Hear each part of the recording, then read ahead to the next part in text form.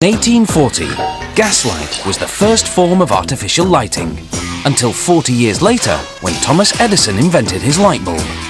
In 1909, the Frenchman Georges Claude developed the fluorescent tube, and its design has stayed unaltered to this very day.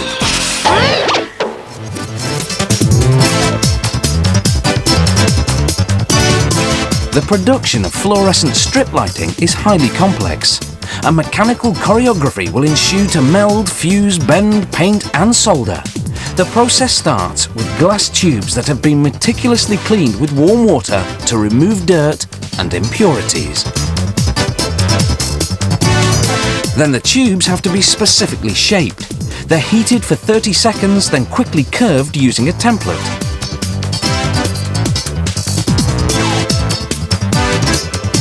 This automated machine can bend 14 tubes in a minute.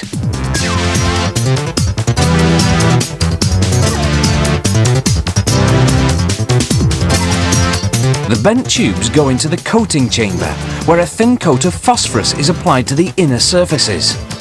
It's phosphorus which produces light by transforming ultraviolet generated by the ionization of mercury, but that comes later. Then, the surplus phosphorus is removed from the ends of the tube so that they can be sealed later. Next comes the electrical components. The cathode device is made in a machine called an auto mount. This wiring will carry the current. The wire carrying the current is shaped, then precisely heated. This prepares it for the next step, since it's essential to prevent the cathode coating from spreading to the prongs.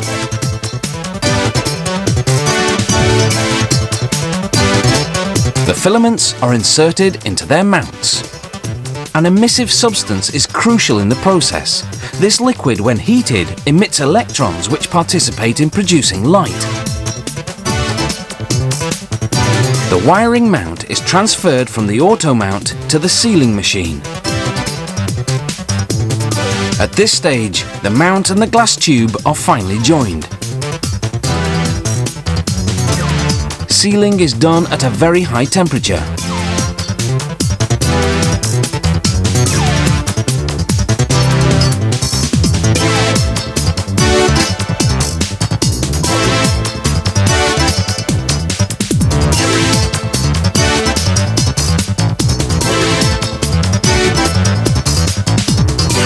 One important process remains.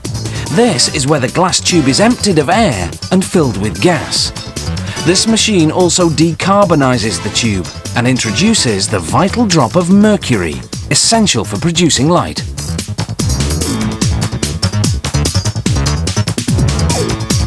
Once the drop of mercury is injected into the tube, the production process for making the fluorescent lamp is now nearing completion.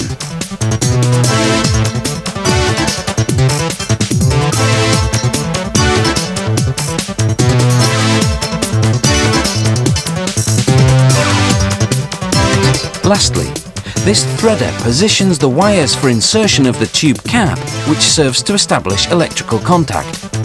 The tube cap is placed into position. The cap must not only be securely attached, but it must also be airtight to eliminate any risk of leaking.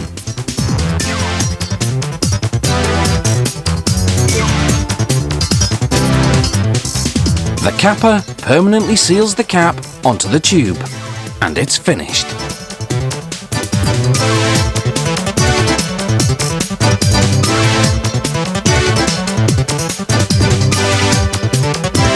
Each lamp is tested on a dramatic-looking testing wheel to verify its quality.